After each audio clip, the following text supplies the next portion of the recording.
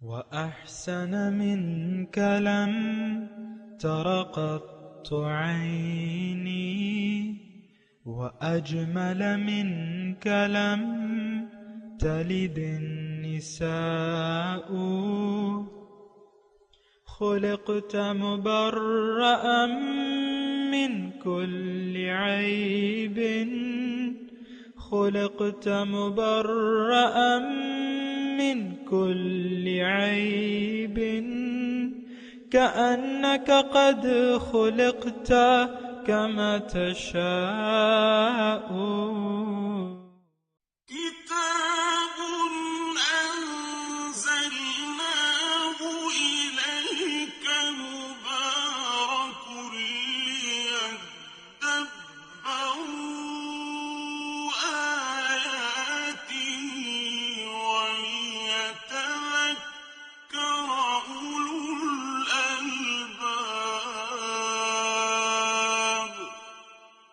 یہ کتاب برکت والی ہے جسے ہم نے آپ کی طرف نازل فرمایا ہے تاکہ دانش مند لوگ اس کی آیتوں میں غور و فکر کریں اور نصیحت حاصل کریں. اللہم صلی علی سیدنا محمد وعلی آل سیدنا محمد بعدد کل ذرۃ مئۃ الف الف مرۃ. سامعین و ناظرین کرام، السلام علیکم ورحمۃ اللہ وبرکاتہ. سامعین کرام، سورہ شعراء آیت نمبر 221.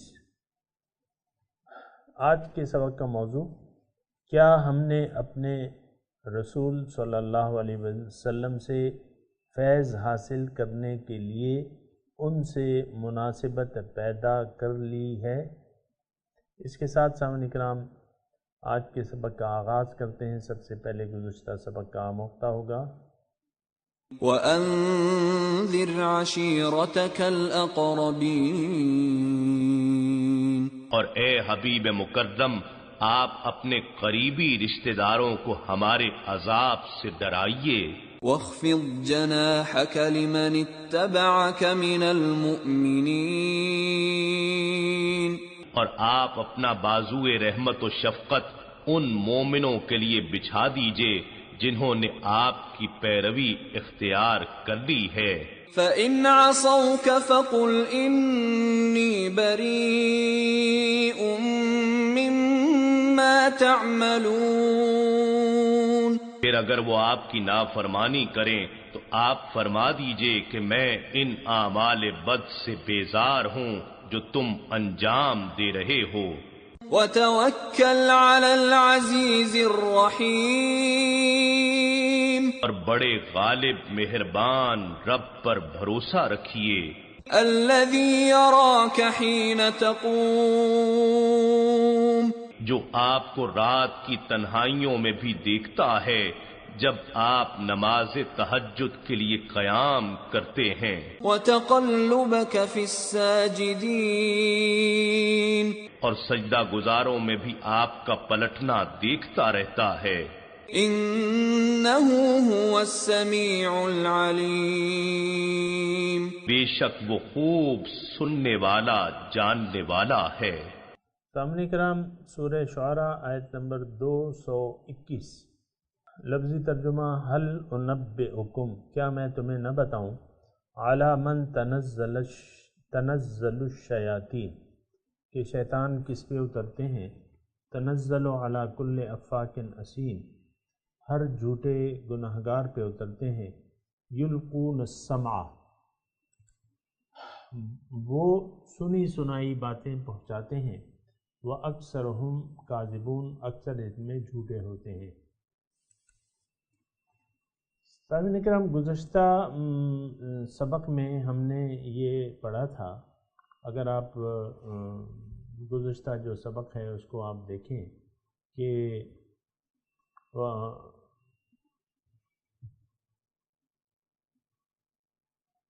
وما تنزلت، آیت نمبر 210، وما تنزلت بہ الشیاطین، اور یہ نازل نہیں ہوا ہے، یہ شیطان نے ان کو نہیں پہنچایا. وما تنزلت وما ينبغي لهم، نہ ان کی یہ طاقت ہے، نہ وہ طاقت رکھتے ہیں، نہ وہ اس لائق ہیں. انہم عن السمع لمعزولون، سننے سے وہ معزول کر دیے گئے ہیں۔ اور اس کے ساتھ اگر یہ آیات کو ملا لیں تو مطلب یہ ہے کہ ایک ربط بن جاتا ہے، حل انبئکم، کیا میں تمہیں نہ بتاؤں کہ شیاطین کس پہ نازل ہوتے ہیں؟ شیطان ہر جھوٹے گناہگار پہ نازل ہوتے ہیں۔ تو سامعین اکرام ایک بات نوٹ کر لیں کہ مناسبت کی بات ہوتی ہے نا۔ دیکھیں نشئی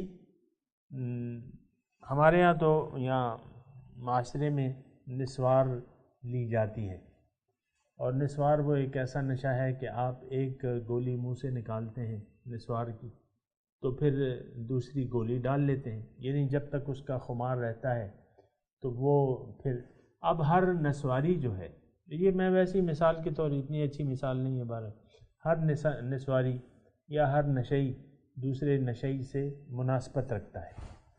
اب ہمارے ہاں ہر نسواری جو ہے دوسرے نسواری کو پہچانتا ہے، کیونکہ ایک گولی کی وہ ہونٹ کے نیچے رکھتے ہیں نا تو وہ نظر آتی ہے، تو کہ بھئی نسوار اس کے پاس ختم ہو گئی ہے یار تھوڑی نسوار دے دو، یا ایک چرسی ہے مثال کے طور پہ وہ دوسرے چرسی کو جانتا ہے، یا ایک پاؤڈر کا نشہ کرنے والا ہے وہ دوسرے کو جانتا ہے، اور یہ دونوں آپس میں مناسبت رکھتے ہیں۔ اسی طرح سامعین کرام روحانیت میں بھی اچھی مناسبت اور بری مناسبت ہوتی ہے۔ دیکھیں ایک طرف شیاطین ہیں، شیاطین مطلب ہر بری طاقتیں ہیں، وہ انسانوں میں سے بھی ہو سکتی ہیں اور جنات میں بھی ہو سکتی ہیں۔ یوسوس فی صدور الناس من الجنۃ والناس، کہ وہ وسوسہ ڈالتی ہیں یعنی انسانوں کے دلوں میں وسوسہ انگیزی کرتی ہیں، اور یہ قوتیں جو ہیں یہ انسانی بھی ہیں اور شیطانی بھی ہیں۔ یوسوس فی صدور الناس، بہرحال یعنی شیاطین الجن والانس دونوں ہو سکتے ہیں۔ شیاطین مطلب ایک بری صحبت یا بری طاقت، اگر انسانوں میں ہو تو انسان کے شیاطین ہیں، یعنی برے انسان جو ہے اس کی مثال ہے، یا اب برے لوگ جو ہیں ان کی مناسبت تو برے لوگوں سے ہوتی، یہ ایک یعنی وہ ہے۔ اسی طرح روحانی دنیا کا باطنی دنیا کا جو ہے وہ ایک اصول ہے کہ آپ مناسبت، یہ جو ہم یعنی آپ اپنے لیے استاد بناتے ہیں، شیخ ہے اس کو شیخ کہیں، مرشد کہیں، پیر کہیں، جو بھی ہے، لیکن اس سے فائدہ لینے میں ایک اصول ہے۔ یہ ایک چھوٹی سی بات بیچ میں آ گئی، اس کو سن لیں۔ اصول یہ ہے کہ آپ کی اپنے شیخ کے ساتھ آپ مناسبت پیدا کریں گے تو تب اس سے آپ فائدہ لیں گے۔ اب مناسبت کا کیا ہے کہ آپ شیخ کی عقیدے کو دیکھیں گے، اس کے نظریے کو دیکھیں گے، اور اس کے طرز زندگی کو دیکھیں گے۔ اگر وہ آپ کو اچھا لگتا ہے تو اس کے ساتھ آپ نے مناسبت پیدا کرنی ہوگی۔ یہ بیچ میں ایک نقطہ آ گیا لیکن سننے اچھا ہے۔ اگر آپ کسی مرشد سے فائدہ حاصل کرنا چاہتے ہیں روحانی طور پہ تو پھر روحانی مناسبت اس سے پیدا کرنی ہوگی آپ نے،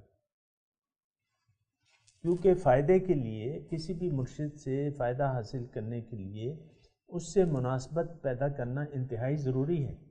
اگر آپ میں اور اس میں مناسبت نہیں ہے، یعنی آپ کا نظریہ زندگی مختلف ہے، شیخ کا مختلف ہے، آپ کا لائف سٹائل الگ ہے، اس کے الگ ہیں، آپ کی سوچ الگ ہے، اس کے الگ ہیں، تو پھر تو یہ مناسبت نہ ہوئی کسی بھی طریقے سے۔ تو پھر مقصد کیا ہے تعلق رکھنے کا؟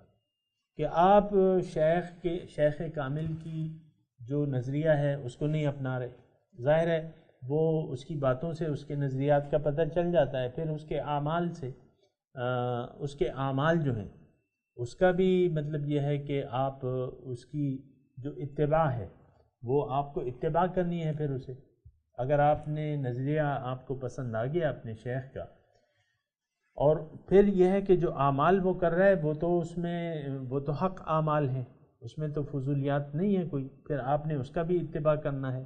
تو اس طریقے سے آپ نے شیخ سے مناسبت کر کے، یہ دیکھیں آپ کو میں بتاؤں کہ ویسی بات آ گئی حضور صلی اللہ علیہ وسلم، اب حضور سے اگر آپ نے فیض لینا ہے مثال کے طور پہ، یا صحابہ نے جو حضور سے فیض حاصل کیا تو وہ کیسے کیا کہ حضور کے نظریے کو اپنا لیا، جو حضور دعوت پیش کر رہے تھے ان کو اس نے قبول کر لیا صحابہ کرام نے، ٹھیک ہے، اور پھر حضور کا اتباع کیا، حضور کی جو عادات اخلاق و اطوار تھے اس کو اپنا لیا اور حضور کا اتباع کیا۔ اور اتباع آپ کو معلوم ہے کہ وہ باتیں جو جس کا حکم بھی نہیں ہے لیکن ان کی عادات ہیں اور جو ان کا اعمال ہیں یا جو اسوہ حسنہ ہے۔ مثال کے طور پہ ایک صحابی آئے، دیہاتی تھے، اس وقت حضور کے قمیص کے بٹن کھلے ہوئے تھے، یہ جو گریبان ہیں، تو انہوں نے پھر کبھی اپنے بٹن کو باندھا نہیں تو چلے گئے، ظاہر ہے کبھی کبھی آتے ہیں، تو اس وقت حضور کی ایک عادت کو انہوں نے اپنا لیا جس کا حکم تو نہیں تھا اور یا شریعت سے اس کا تو کوئی تعلق نہیں تھا کہ بٹن باندھو یا نہ باندھو، لیکن حضور کی ایک ادا تھی وہ ان کو پسند آ گئی۔ اسی طرح ایک صحابی تھے، وہ چند صحابہ کے ہمراہ جا رہے تھے سفر پہ، ایک جگہ ایک صحابی نے کہا رکو بھئی مجھے حاجت ہے، قضائے حاجت میں نے کرنی ہے اور تم ذرا ادھر ہو۔ میں ایک درخت کے پاس گئے اور وہاں بیٹھ گئے اور پھر تھوڑی دیر بعد اٹھے اور پھر ساتھیوں نے پوچھا، جب وہ جگہ دیکھی ساتھیوں نے پوچھا کہ بھئی تم نے تو کوئی قضا حاجت تو کی نہیں، یہ تو جگہ خشک ہے اور جس طرح بیٹھے تھے اسی طرح آ گئے تھے، کوئی آثار تو نہیں۔ انہوں نے کہا بات یہ نہیں تھی، بات یہ تھی کہ یہاں میرے آقا جو تھے کچھ دیر کے لیے قضاء حاجت کے لیے بیٹھے تھے، اگرچہ مجھے حاجت نہیں تھی لیکن میں نے ان کے طریقے اور ان کی ادا، ایک ادا تھی، اس کے لیے میں یہاں وہ ادا میں نے ادا کی۔ تو اسی طرح بہت سے واقعات ہیں صحابہ کرام کے۔ میں آپ سے کہہ رہا ہوں کہ دیکھیں اگر ایک ہستی کا آپ نے فائدہ لینا ہے ایک ہستی سے، پھر اس کے نظریات کو اپنانا ہوگا، نمبر ایک جو اہم بات ہے، پھر اس کی اطاعت بھی کرنی ہوگی، یعنی جو طریقہ ہے زندگی وہ بتا رہے، پھر ان کا اتباع بھی کرنا ہوگا۔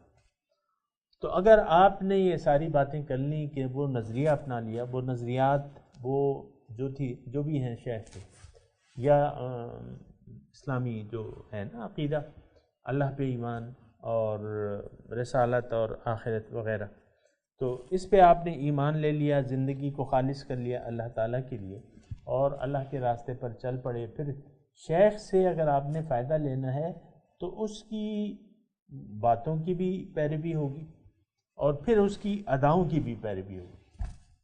حضرت عمر رضی اللہ تعالیٰ عنہ ظاہر ہے ان کا مقام و مرتبہ تو سب کو معلوم ہے، تو حضور کو کدو شریف پسند تھا اور جب وہ حدیث میں آتا ہے جب بیٹھتے تو کدو کے ٹکڑوں کو تلاش کر کر کے کھاتے تھے۔ تو یہ ادا مطلب ان کو صحابہ کو معلوم تھی۔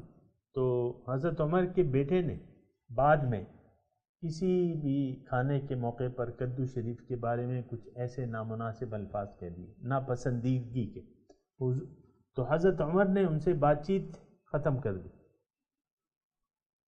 کہ تم نے ایسی چیز کو جو حضور صلی اللہ علیہ وسلم کو پسند تھی وہ تم نے ناپسند کر دی۔ تو یہ دیکھیں یہ ادائیں ہیں، اور یہ آپ کو میں یہ بات کہہ رہا ہوں کہ مناسبت کی بات ہے۔ اگر آپ نے شیخ کامل سے فائدہ لینا ہے تو پھر اس کا طریقہ یہ ہے کہ آپ نے اس سے مناسبت پیدا کرنی ہوگی۔ اب میں زیادہ تفصیل نہیں جا رہا، یہ تو پھر جو طالب ہے پھر ان کو بتانے کی بات ہے نا کہ کس طریقے سے مناسبت زیادہ طریقے سے ہوتی ہے، لیکن میں نے آپ کو اصول بتایا۔ تو یہ مناسبت جو ہے یہ یعنی ہر ایک کی مناسبت ہوتی ہے، نیک شخص کی نیک شخص سے مناسبت ہوگی، برے لوگوں کی برے اشخاص سے۔ یہاں جو اللہ تعالیٰ فرما رہا ہے کہ هل انبئکم علی من تنزل الشیاطین، تمہیں میں نہ بتاؤں کہ شیطان کس پہ نازل ہوتے ہیں۔ آگے تو کہہ دیا گیا نا کہ وما تنزلت به الشیاطین، شیطان یہ کلام لے کے نہیں آئے، نہ ان کے یہ لائق ہے، نہ وہ ان کی طاقت ہے۔ اور یہاں کہا جا رہا ہے هل انبئکم علی من تنزل الشیاطین، کیا میں تمہیں نہ بتاؤں کہ شیطان کس پہ نازل ہوتے ہیں؟ تنزل علی کل افاک نازل، وہ خود جھوٹا ہے۔ اب جھوٹے لوگوں کو دیکھے شیطان جھوٹا ہے کہ نہیں ہے؟ شیطان تو سب سے بڑا جھوٹا ہے۔ تو وہ اب جھوٹے لوگوں کو دیکھا گیا دنیا میں، اس کے پاس آئیں گے افاک اسیم۔ افاک کہتے ہیں افک، جھوٹ کو کہتے ہیں افاک، مبالغہ کا صیغہ ہے، بہت جھوٹا اور گناہگار۔ شیطان خود بھی گناہگار ہے، اللہ تعالیٰ کی اس نے نافرمانی کی اور جھوٹا بھی ہے۔ تو ایسے لوگوں کو شیطان جو ہے یہ مناسبت رکھتے ہیں افاک اسیم کے ساتھ، جو جھوٹے ہوں اور گناہگار ہوں۔ یلقون السمع، اب میں اس میں ایک نقطہ بیچ میں آ گیا ہے، وہ یہ ہے کہ اگر یہ گناہ کی آپ میں اگر کچھ گناہ موجود ہیں اور جھوٹ بھی موجود ہے اور گناہ بھی، میں اس کی تفصیل میں نہیں جاتا، لیکن آپ اپنے اندر محسوس کریں اگر یہ صفات ہیں کہ جھوٹ آپ کو آسان لگتا ہے، جھوٹ بولنا آپ کو آسان لگتا ہے اور گناہ کرنا آپ کو آسان لگتا ہے، تو یہ اچھی علامت نہیں ہے۔ شیطان کے ساتھ مناسبت ہے آپ کی، شیطان پھر شیطانی وسوسات آپ کو تنگ کریں گے، وہ آپ کے پاس آئیں گے، زیادہ آئیں گے۔ بہرحال مطلب یہ مناسبت ہو گئی نا، اب شیطان سے آپ کی مناسبت ہو گئی کہ آپ گناہگار بھی ہیں اور جھوٹے بھی ہیں۔ میں ویسی ایک بات کروں فائدے کے لیے، تو اگر یہ صفات اپنے اندر آپ پاتے ہیں تو ان صفات کو ہٹانے کی ضرورت ہے۔ یہ نہیں کہ اب یہ صفات آپ کے ساتھ چمٹ گئی ہیں، اس جھوٹ سے نجات حاصل کر لیں، گناہ سے نجات حاصل کر لیں، اس کے لیے پھر طریقہ یہ ہے کہ کوئی رہنما دیکھ لیں اور کوئی ایسی ہستی جو حضور کی تعلیمات کو جانتی ہو اور اس پر عمل پیرا بھی ہو اور اس کو اصلاح کی اجازت بھی ہو، معزون جسے کہتے ہیں، تو اس سے آپ تعلق قائم کریں اور اس کی صحبت میں بیٹھا کریں، تو اچھے لوگوں کی صحبت آپ کو نیک بنا دے گی۔ اور پھر وہ جو میں نے آپ کو طریقہ بتایا ہے کہ شیخ کا آپ نے نظریہ لینا ہے، اس پر یقین کر کے اس کو اپنانا ہے، پھر اس کے ہدایات کے مطابق زندگی بھی گزارنی ہے اور پھر اس کا اتباع بھی کرنا ہے۔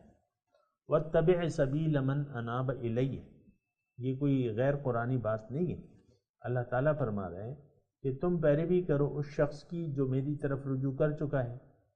بہرحال یہ مضمون، اس میں اور مضمون بھی ہے لیکن ابھی میں یہاں تک محدود رہتا ہوں۔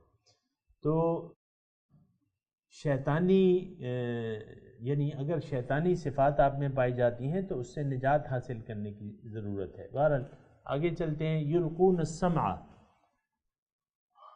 وہ شیطانی لوگ جو ہیں وہ سنی سنائی باتیں پہنچاتے ہیں،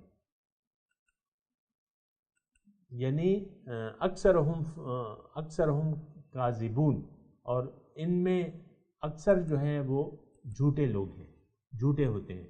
ظاہر ہے شیطان کا تو کام ہی جھوٹ بولنا ہے۔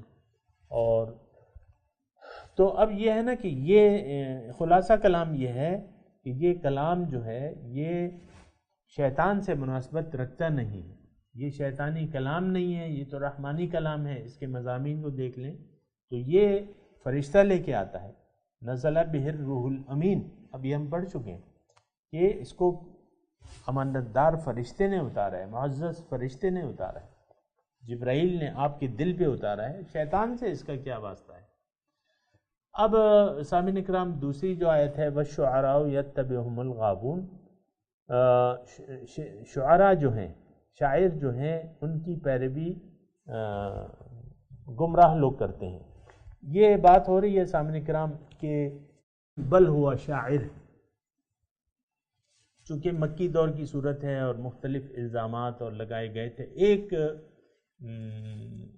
ایک الزام یہ بھی تھا کہ یہ شاعر ہے، بل ہوا شاعر، کہ یہ شاعر ہے، تو اس کا اللہ تعالیٰ اس کا وضاحت کر رہے ہیں کہ دیکھو شاعر تو تم لوگوں میں بھی موجود ہے، اور عام طور پہ جو شاعر ہیں تم میں، اس کی اللہ تعالیٰ وضاحت کر رہے ہیں الم تر انہم فی کل واد یہیمون، ہر وادی میں دوڑتے پھرتے ہیں، وانہم یقولون ما لا یفعلون، اور وہ کہتے وہ چیز ہیں جو کرتے نہیں، یقولون ما لا یفعلون۔ تو اس کا مطلب کیا ہے؟ اس کا مطلب یہ ہے سامنے کرام کہ شعراء کی جنس ایسی ہے، یعنی اکثر ان میں ایسے ہیں کہ وہ گمراہ ہیں، گمراہوں کی پیروی کرتے ہیں۔ آپ دیکھیں اگر حق نہ ہو، اگر انسان حق پہ نہ ہو اور وہ شاعر بن جائے تو وہ تو کسی کی یا تو صفت کرتے ہوئے زمین و آسمان کے قلابے ملا دیتے ہیں، یا کسی کی ہجو کرتے ہوئے۔ یہ دیکھیں، یہ دو اصناف ہیں شاعری کی، ہجو اور پھر وہ جو ہے وہ مدح ایک قسم ہے شعر کی کہ آپ کسی کی مدح میں شعر لکھتے ہیں، پھر کسی کی ہجو میں شعر لکھتے ہیں۔ یہ شاعرانہ باتیں ہیں۔ ایک مطلب انسان بالکل بے وقوف ہوگا، لیکن کسی بات پہ شاعر خوش ہو کے اس کے زمین و آسمان کے قلابے ملا دیں گے شاعر لوگ جو ہیں۔ ایسا ہوتا ہے عام طور پہ۔ یہ دیکھیں ہجو کہی گئی ہے اور مدح بھی کہی گئی ہے۔ یہ شاعر جو ہے بادشاہوں کے دربار میں جا کے جو ہے وہ خلعتیں حاصل کرتے تھے نا، بادشاہ کی مدح سرائی کر کے شعر کی صورت میں خلعت فاخرہ حاصل کر لیتے تھے، باقی دینار وغیرہ یہ بھی مل جاتے تھے انہیں۔ تو شعراء جو ہیں یہ کوئی ایسی چیز نہیں ہے۔ اللہ تعالیٰ نے وما بقول شاعر، اللہ نے تردید کی ہے کہ یہ شاعر کا کلام نہیں ہے۔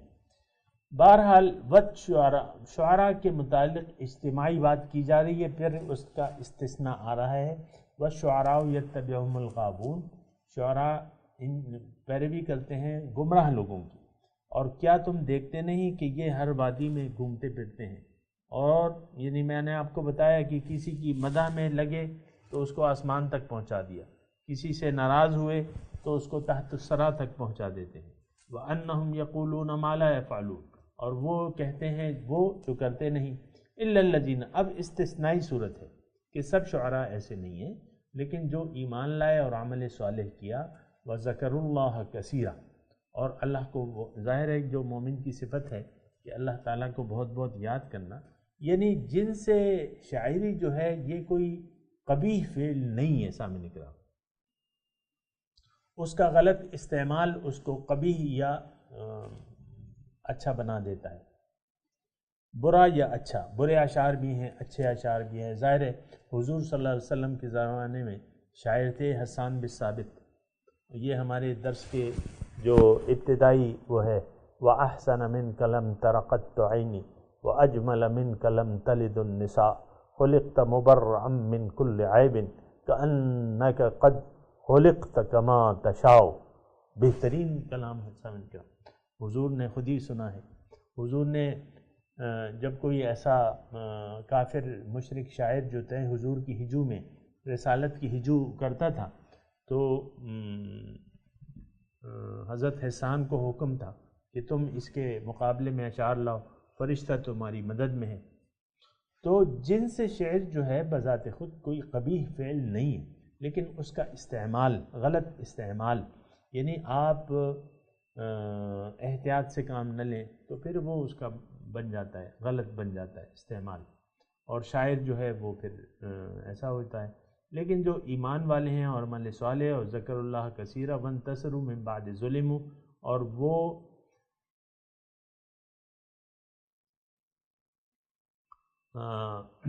جب ان پہ وہ بدلہ، جب ان پہ ظلم کیا جاتا ہے تو بدلہ لیتے ہیں، اور وَسَيَعْلَمُ الَّذِينَ ظَلَمُوا أَيَّ مُنْقَلِبٍ يَنْقَلِبُونَ، اور عنقریب ظلم کرنے والوں کو پتہ لگ جائے گا کہ کس انجام سے وہ دوچار ہوتے ہیں، یعنی مہلت کا وقت ہے اور جلدی ان کو پتہ چل جائے گا۔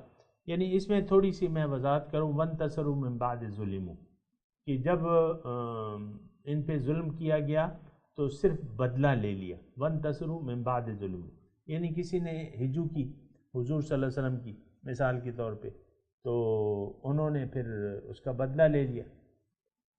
تو اس طریقے سے مطلب یہ ہے کہ وہ وَسَيَعْلَمُ، آخری لفظ جو ہے اس صورت کا وہ یہ ہے کہ ظالم کو تو ابھی مہلت ہے۔ یہ صورت آپ کو معلوم ہے کہ اس کا نزول مکی ہے اور ظاہر ہے کہ اس وقت مہلت تھی، لیکن اللہ تعالیٰ یہاں فرما رہے ہیں کہ ظالموں کو جلد پتہ لگ جائے گا کہ وہ کس انجام سے دوچار ہوتے ہیں۔ وَسَيَعْلَمُ الَّذِينَ ظَلَمُوا أَيَّ مُنْقَلَبٍ يَنْقَلِبُونَ۔ بہرحال سورت کا اختتام ہو گیا۔ اللہ تعالیٰ کا شکر ہے کہ مجھے اللہ تعالیٰ نے توفیق دی کہ ان مضامین کو آپ کے سامنے بیان کروں، اور اللہ تعالیٰ سے دعا ہے کہ جو مضامین ہم نے پڑھے ہیں ان پہ مجھے بھی عمل کرنے کی توفیق عطا فرمائے، آپ کو بھی۔ اور انشاءاللہ اگلا درس شروع ہوگا سورہ نمل سے۔ اللہ تعالیٰ سے پھر دعا ہے کہ اللہ تعالیٰ سورہ نمل کے مضامین کو مجھے سمجھنے اور آپ کے سامنے بیان کرنے کی توفیق عطا فرمائے۔ ابھی میں تلاوت کرتا ہوں، میرے ساتھ دہرائیے، اعوذ باللہ من الشیطان الرجیم، بسم اللہ الرحمن الرحیم۔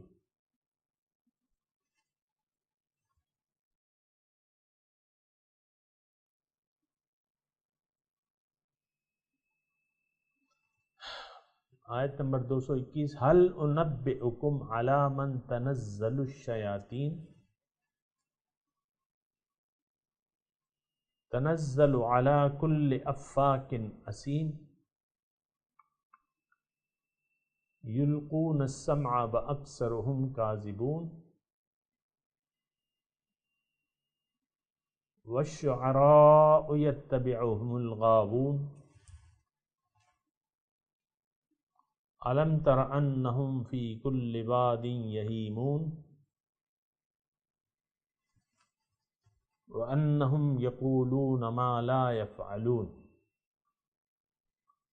ترجمہ سنا دیجئے، هل انبئکم علی من تنزل الشیاطین،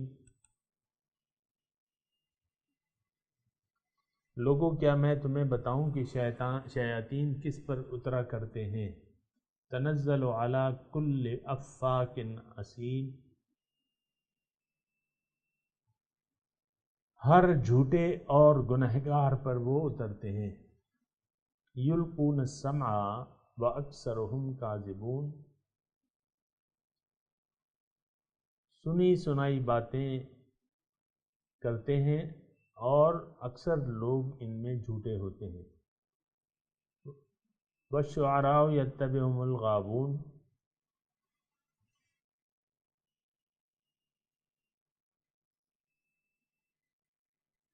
رہے شعراء تو ان کے پیچھے بہکے ہوئے لوگ چلا کرتے ہیں، یعنی شعراء کی پیروی جو ہے وہ گمراہ لوگ کرتے ہیں۔ أَلَمْ تَرَ أَنَّهُمْ فِي كُلِّ وَادٍ يَهِيمُونَ، کیا تم نہیں دیکھتے کہ وہ ہر وادی میں بھٹکتے پھرتے ہیں؟ وَأَنَّهُمْ يَقُولُونَ مَا لَا يَفْعَلُونَ، اور وہ ایسی باتیں کرتے ہیں جو کرتے نہیں، کہتے ہیں جو کرتے نہیں۔ إِلَّا الَّذِينَ آمَنُوا وَعَمِلُوا الصَّالِحَاتِ، مگر وہ لوگ جو ایمان لائے اور نیک اعمال کیے، وَذَكَرُوا اللَّهَ كَثِيرًا، اور اللہ کو کثرت سے یاد کیا، وَانْتَصَرُوا مِنْ بَعْدِ مَا ظُلِمُوا، اور جب ان پر ظلم کیا گیا تو صرف بدلہ لے لیا۔ وَسَيَعْلَمُ الَّذِينَ ظَلَمُوا أَيَّ مُنْقَلِبٍ يَنْقَلِبُونَ، ظلم کرنے والوں کو جلد پتہ لگ جائے گا کہ وہ کس انجام سے دوچار ہوتے ہیں۔ سامعین کرام، اب ان آیات کی تلاوت اور ترجمہ سنتے ہیں۔ هل أنبئكم على من تنزل الشياطين؟ Shall I inform you upon whom the devils descend? تنزل على كل أفاك أثيم. They descend upon every sinful liar. يلقون السمع وأكثرهم كاذبون. They give ear, and most of them are liars. والشعراء يتبعهم الغاوون. And as for the poets, the deviators follow them. ألم تر أنهم في كل واد يهيمون. Do you not see how they ramble in every style? وأنهم يقولون ما لا يفعلون. And how they say what they do not do. إلا الذين آمنوا وعملوا الصالحات وذكروا الله كثيرا وانتصروا من بعد ما ظلموا وسيعلم الذين ظلموا أي منقلب ينقلبون. Except for those who believe, and do good deeds, and remember God frequently, and defend themselves after they are wronged. As for those who do wrong, they will know by what overturning they will be overturned. سامعین کرام، اس کے ساتھ ہی آج کے درس کا وقت اختتام کو پہنچا۔ اگلے درس میں انشاءاللہ ملاقات ہوگی۔ وآخر دعوانا ان الحمدللہ رب العالمین، والسلام علیکم ورحمۃ اللہ وبرکاتہ۔